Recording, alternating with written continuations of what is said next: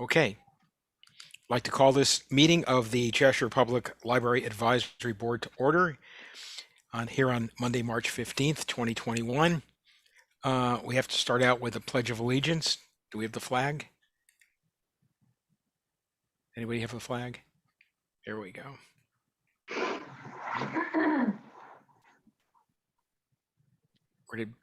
Where did Beth go? Oh, to get the flag. Okay. Oh.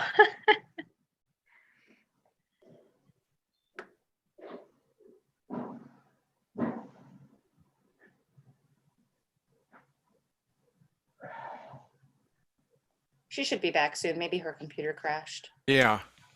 Let me see if I can find a flag in the meantime. I didn't put one up because Beth always had one.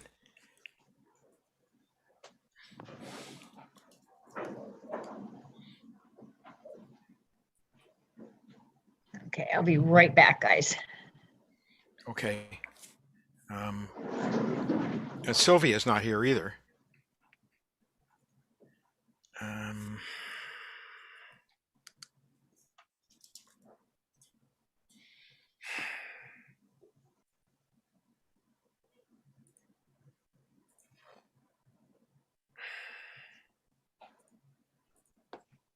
Yike.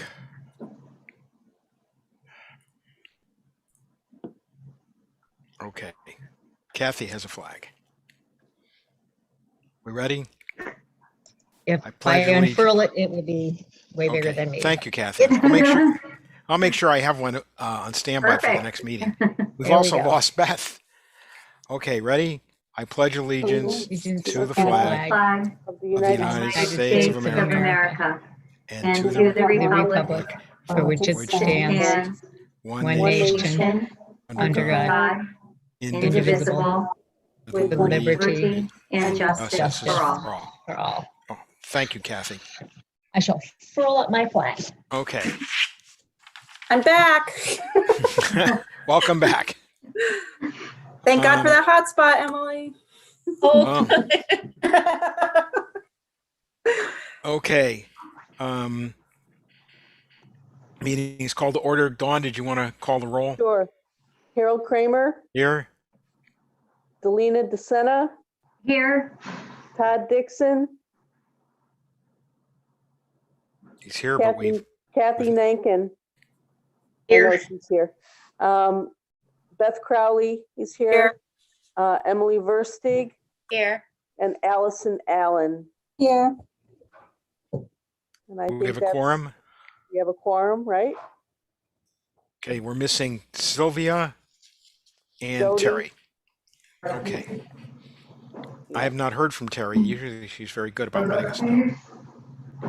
Okay, well, our first guest speaker tonight is Allison. So are you ready to go, Allison?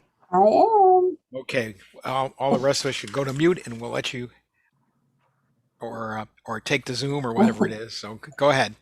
Thank you. Thank you so much for allowing me to speak today. I have a few pictures to show, so I'm going to share my screen. Let's see. Okay, hopefully we can all see this okay. There we go. All right. So my name is Allie. Everyone calls me Allie, so feel free to call me Allie. I'm the head of youth services, and I just wanted to give you a brief overview of what youth service does and to talk a little bit about some of our programs and services that we provide. Our department is made up of 4 people. So we have Kelly Guile all the way on the left. She's our teen librarian. Then we have Andrea Willard, our newest children's librarian. Lauren Gledhill is another children's librarian, and then myself. So these pictures were taken for Children's Author Illustrator Week, and we each picked out our favorite children's book and took a picture with it and then sent it over to Louise to put on our social media pages. So that was a lot of fun. So youth services provides services to children and teens from birth through age 17, as well as their caregivers. So we work closely with preschools, daycares, public and private schools in Cheshire, as well as other children's organizations in town. So finding enough materials and activities for children is tricky because we have to offer something for each individual age group. So we focus on babies toddlers, preschoolers, school age, which are children in grades K through 6, and then teenagers, which are grades 6 to 12. There's a little overlap between the school age and the teens.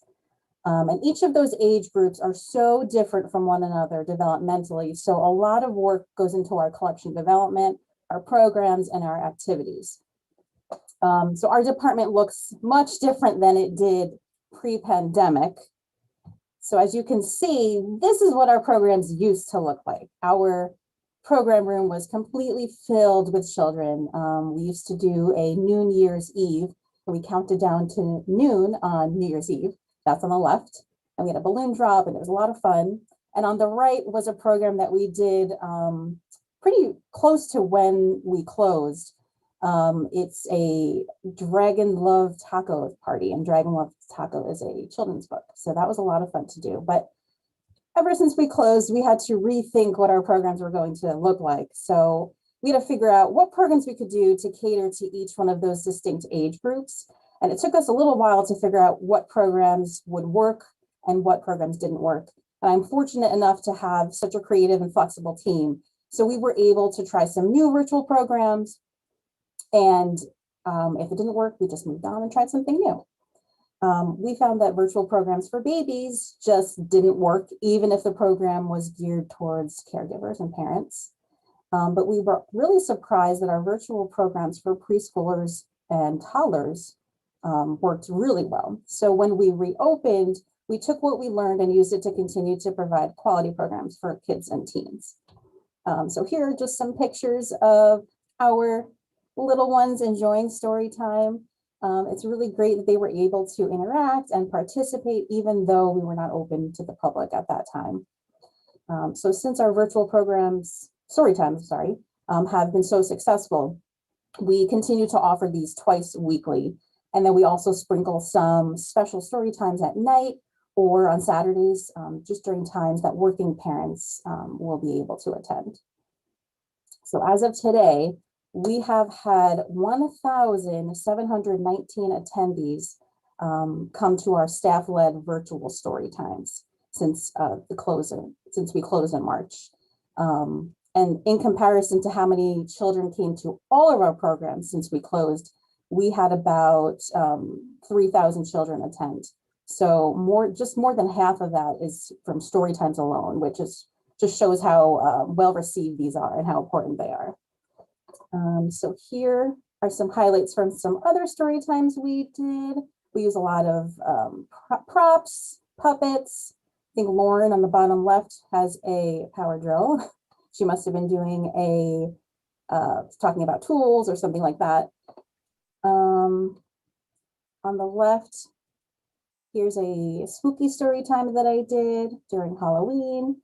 And then on the right, we use puppets a lot in our lunchtime sing-alongs program. So those were a lot of fun. But there is a lot of work that goes into story time behind the scenes, which many people don't realize. We don't just choose books and sing songs. I mean, we could do that, but it really wouldn't make for a very good quality program. We try to incorporate lots of early literacy skills into our programs. And early literacy skills are skills that children need to know before they learn how to read. So for example, we can practice learning letters by drawing shapes or letters in the air with scarves, or we would work on fine motor skills needed for writing by holding an egg shaker while we sing, just some examples. So we're not only practicing these skills with the children during story times, but we're really modeling for parents so that they can practice with their children later on. Then after all that, we also need to find books that are developmentally appropriate for each age group. So a book that is read aloud to babies, you can imagine looks a lot different than a book we would read aloud to toddlers or preschoolers. And then we have to weave everything together by making nice transitions so that the story time runs smoothly. We might also need to make props for our story time. There's some things you just can't buy that you just really need to make.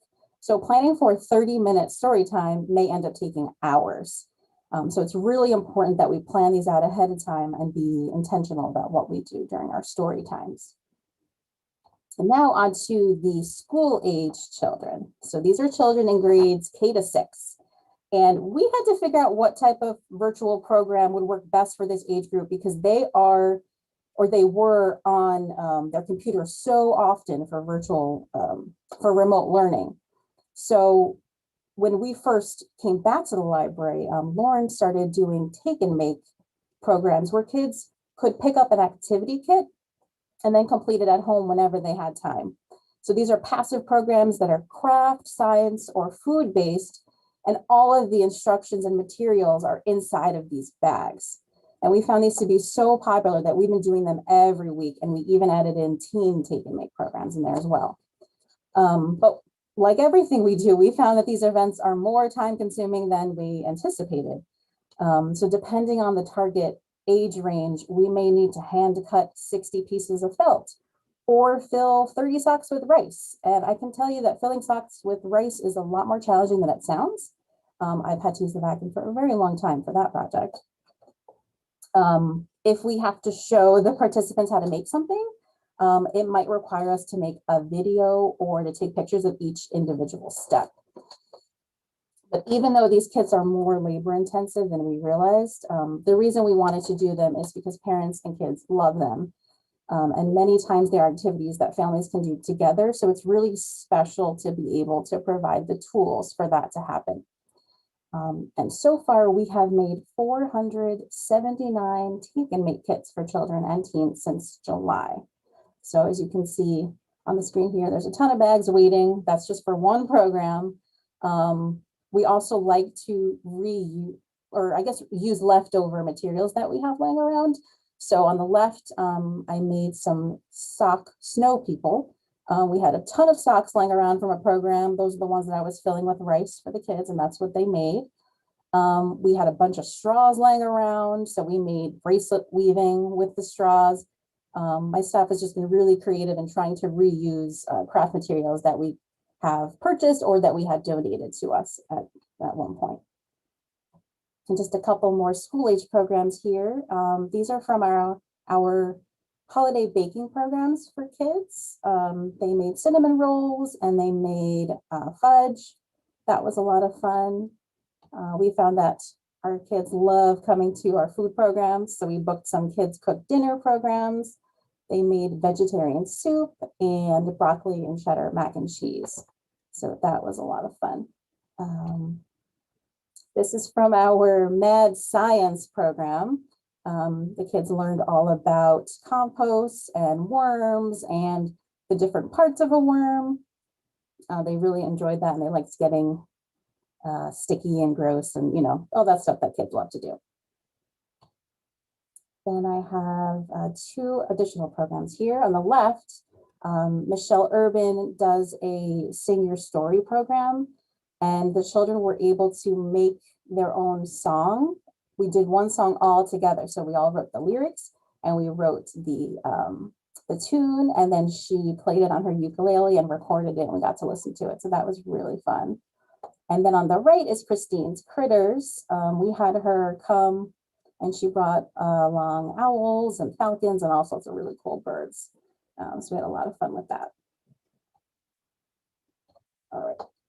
So as far as teenagers, we struggled a lot during the beginning of the pandemic with getting teens to sign up or even come to our virtual programs. So we finally figured out that they really like take and make programs, and they had been asking for teen volunteering, but we didn't know how we could do teen volunteering if we couldn't physically have teens come into the library.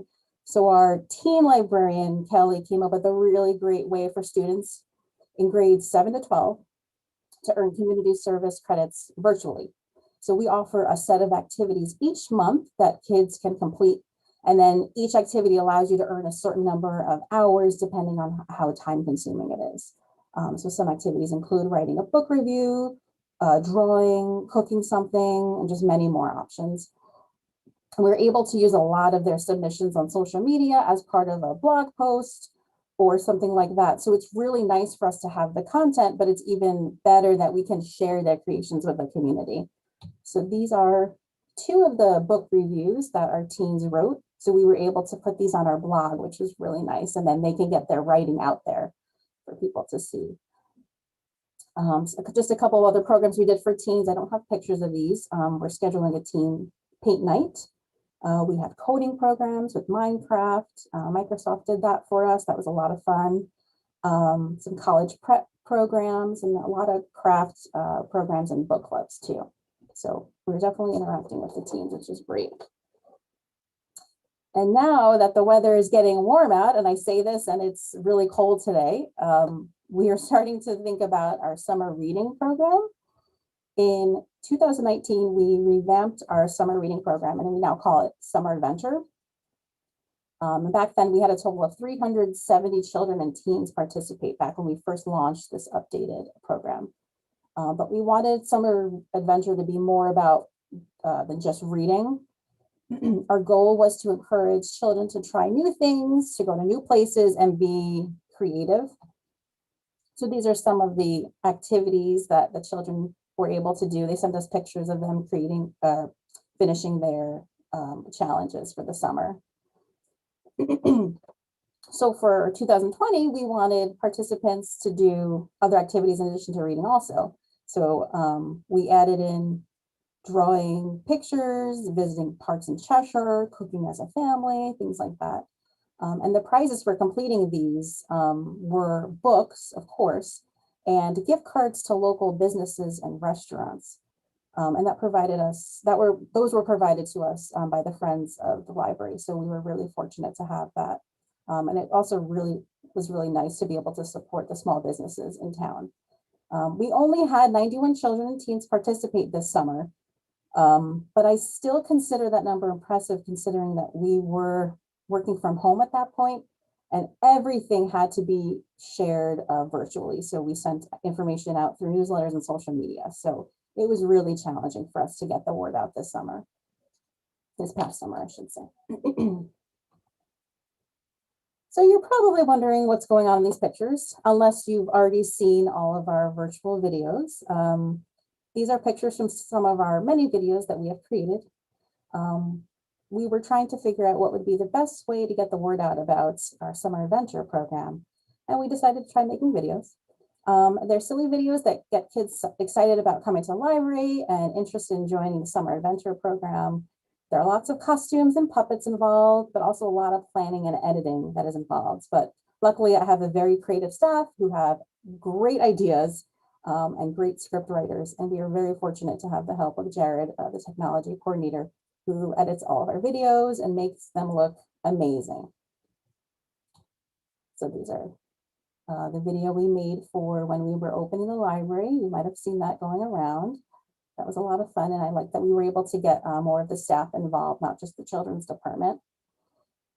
And besides making videos for the summer reading program, we decided to make one for our our outreach to the community. That one's next, yes. So this is our newest video. You probably haven't seen this yet. It just went live a couple of days ago. We used to go visit every preschool in town twice a year. So we have 14 preschools, and some of these required 3 or 4 visits for each of them because there were multiple classes that we had to visit. So it was really difficult for us to not be able to see these kids anymore. So we had to figure out a way of reaching them without actually going to see them in person. So we decided to make this video. We also used to invite all the kindergarten classes to visit the library, and they would each get a library card. So by making this video, we were able to send this out to all the preschools and all the kindergartners, and then we sent them library card applications, and hopefully they'll all be able to get library cards. So if you were interested in watching that, that one just went on our YouTube page, and that's all I have to share. We do a lot in children's, and I feel like I could go on and talk a very long time about all the other events and activities we have, but I want to be conscious of your time, and thank you so much for having me. If anyone has any questions or anything they wanted to ask, feel free. Well, that was a very informative and colorful, I might add, presentation. So thank you, Allie. That was, I had no idea you were serving so many children, teens, Yes. and everything. Yep. Very, very comprehensive presentation, and thanks for your efforts, you and your staff. Oh, you're Much very welcome. appreciated. Yeah, I wanted to add that, you know, as Ally said in her presentation, I was a children's librarian. This makes me want to go back. You know, I've offered to switch places, but nobody's taking me up on it yet. You know, everything that is done is done very deliberately, and particularly with the development of the whole child in mind from birth all the way through high school. So nothing is by accident. Nothing is just thrown together as, you know, just, oh, we'll just read the kids. You know, there are learning goals and objectives. And part of it is, especially with the youngest ones, training parents on how they can be their child's first teacher. And there's a lot of work that goes into planning this type of programming. I've done it myself. I've done baby programs, and I know how much work goes into it. And then I can't even imagine having transitioned it, because within a week and a half of us going home, they were online doing this.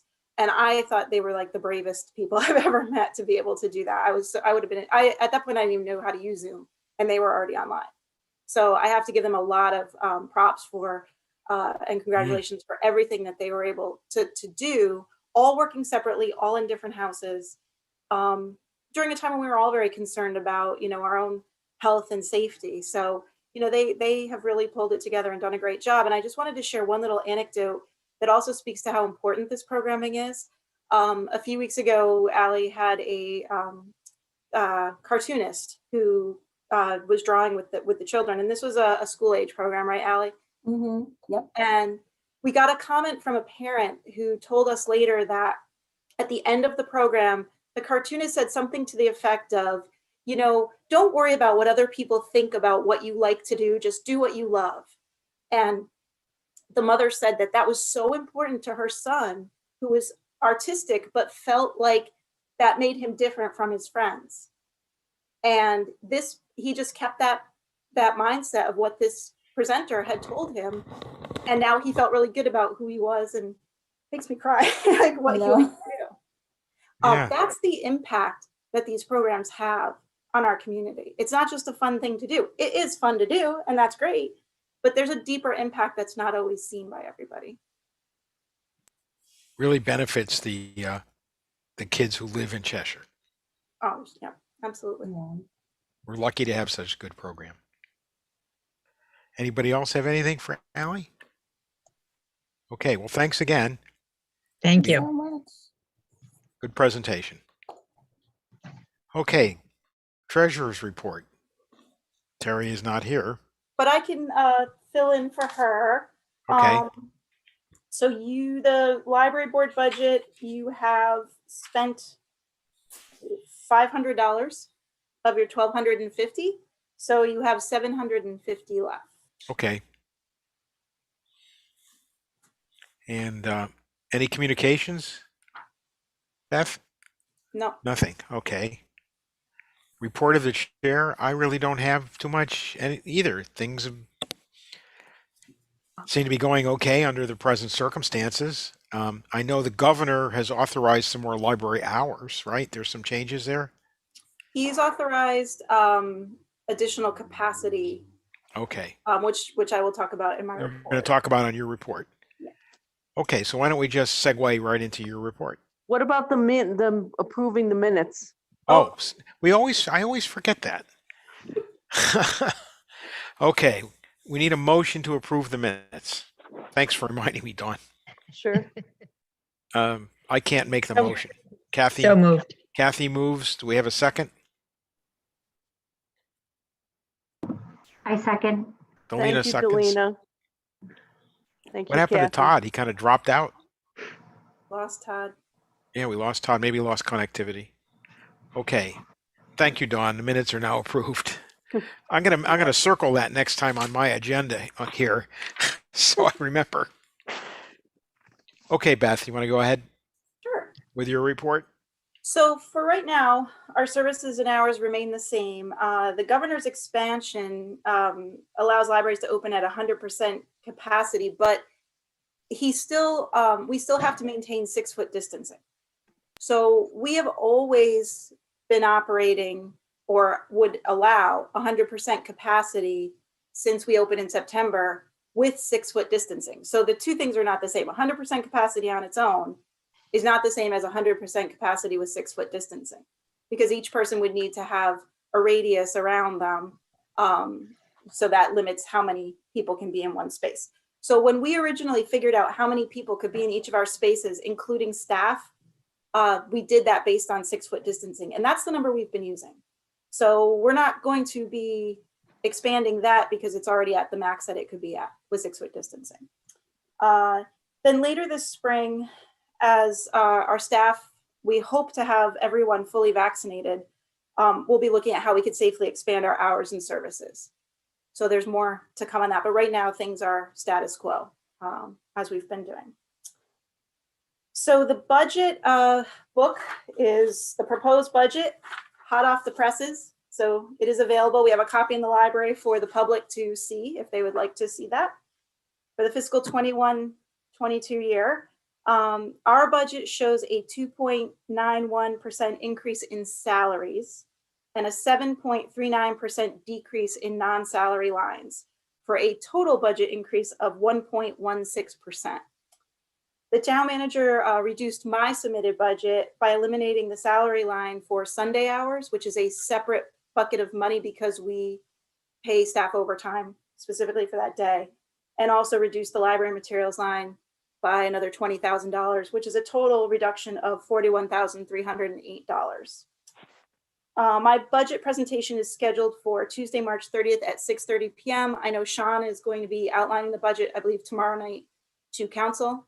So we're still at the beginning stages of the process. So I would encourage you to follow that and certainly reach out to me if you have questions or comments of how that's going to go. And then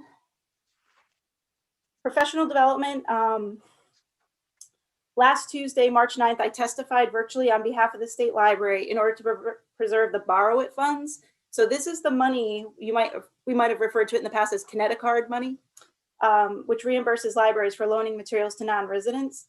The governor's reduction to that line is $100,000. So that would certainly reduce the amount of money that we would get in the future. But in addition to that, as we talked about last time, that reduction also triggers the maintenance of effort, which means that the state library would lose $97,000 in federal funds. So we had 12 librarians testify that evening, and we had another 42 that submitted, well, we had a total of 42 that submitted written testimony. So that was a really good turnout for us. And this will be in the minutes, but you can see my testimony on the CTN YouTube channel. And if you would like to meet the new state librarian, I am hosting a virtual town hall on Wednesday, March 24th for all the libraries in our region, Region 5. And this is a meeting that is open to library trustees, friends of libraries, anybody connected to the libraries in the region. So let me know if you want to attend that, and I'll just send you the Zoom link before that meeting. And that's Wednesday, March 24th. And that's what I have. Okay, thank you. Very comprehensive report. And I had on my agenda to follow up on what you discussed about that budget for the Connecticut interlibrary loan system. I hope it's restored. I mean, it seems silly if you're going to lose 97 by not putting in the 100, you know? Right. Yeah, so there did seem to be, I watched part of the state librarian's testimony or her presentation to the legislature, and there did seem to be concern among the legislature about losing that money. So hopefully it will be put back in. Obviously, they still are going through the whole budget process, so we won't know for a little bit. And if you need any support from us on the board locally, let us know. I will, absolutely. I don't know if Sylvia's here. I don't know if she had any comment about the Cheshire budget. I am here. Let me see if I'm crazy. I'm sorry it was late. There you go. There I go. Yeah, the budget process is just starting, and we will be meeting at least twice a week for the next 3 weeks for long budget meetings from each of the departments, including the library. So we're looking forward to Beth and public performing in fine arts on the same night. It's always a process. The town manager asks for budgets to be submitted by the department heads, And then he presents a budget from that, and then he presents his budget to the council, and the council goes through it line by line, by line, by item, by piece of paper, by paperclip, to come to some conclusion. And hopefully that will happen by the end of middle of April, and there will be a public hearing. I can't remember the dates exactly, but somewhere early in April. And it's going to be challenging because of the COVID impact on all the budgets, state and town. We are not sure what we will, if we will continue to receive the same state funding we've received in the past. There are several new budget items that are coming up. I testified today against a bill that is being brought forward to charge you, citizens, all citizens of Connecticut, an additional percentage of tax on your personal, on your real property, your homes. So in addition to what Cheshire would charge you for tax that goes to Cheshire, state is now looking for you to give some to them as well.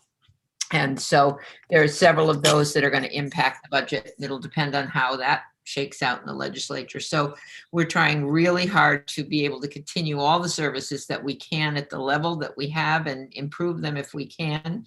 But the reality is there's only so much money, and we want to make sure that we keep the taxpayers from leaving because we've overtaxed them. So it'll be a challenge, and we've done a pretty good job so far to keep you all functioning, and we wish we could give you every cent that you asked for. It's probably not likely, but we're working hard to keep that so that we can keep the projects funded, and then we depend on the library friends and other people to supplement with extra funds in different departments. So any input you have, if you send it to all of the council members, just send us an email. It takes 2 minutes and say, this is why you think that this budget should be funded. It does make a difference. We do read them. So contrary to what many people think, we rarely get a lot of feedback that when we do, we really do pay attention to it. So Okay. Be advocates for yourselves. You know. Yeah, I think the board is supposed to advocate for the library. That's why we're on the board. And thank you for your comments. Okay. Very incisive about the budget. I think it's a tough budget year for everybody, not just municipalities, states, businesses, nonprofits. It's just going to be a tough couple of years. And just to add to that, one of the things that the council is very concerned about this year is the effect not only on the residential taxpayers, but on the business taxpayers who have really struggled, many of whom are small businesses, restaurants who've had difficulties. And for many, and large tax increase this year might put them right out of business. So we have to be very careful about that. And we want them here. We depend on their tax dollars to be able to do the things that we do for you. So we can't just assume if it's a tax increase of $1 for you, it might be $1,000 for a business. So we have to be really cognizant of those things. So we'll work hard to do our best. Okay. And you went up and testified against the mansion tax. That's what that's called, right? Where the state's trying to I did tax. online. I didn't go there, but I everything's Yeah. done. But Okay. yeah, right. Okay. Well, thank you, Sylvia. Unfinished business. The only thing I had was the thing we've brought up a couple times now. I know Sylvia sent an email about Mark Hostage, and any activity on that? He's not a. Yeah. Yeah, Okay, you said- remind me what I sent. Then I I'd have to pull it up, but you sent an email to, I think, the head of the town committee, the Republican town committee, right. saying, And we got no responses from either town committee. So you're right. Sometimes things get lost in the pile. I know what you mean. apologize for that one. Right, but I will follow that up again. But Okay. I didn't get any responses from either town committee. So Okay. All right. Is there any new business? All quiet? Okay. Did Kathy. anybody happen to see, and it's just kind of a last minute thing, that it does appear that that Yalesville branch, that very small library, is yeah. going to be closed. Yeah, I saw You know, that. in which the- is very sad. For Wallingford, that's been around forever. My mother used to live in Wallingford, and when Sarah was little, my mother would take her in there all the time. So it's just, I feel very sorry for the people of Wallingford. It's a small library, but it's, it just had a lot of, a lot of people did use it in that area. And I think it's too bad that times are such that it has to be closed. Yeah, reading the articles about it, it seems that COVID pushed it over the edge, you know? Yeah, yeah. So, well, it is too bad. There any other new business? Okay. No. Since there's only two members here besides me, somebody has to make a motion to adjourn. So moved. So moved by Kathy. Delina, can you? I will second that motion to adjourn. I love these meetings. They're so, All in favor?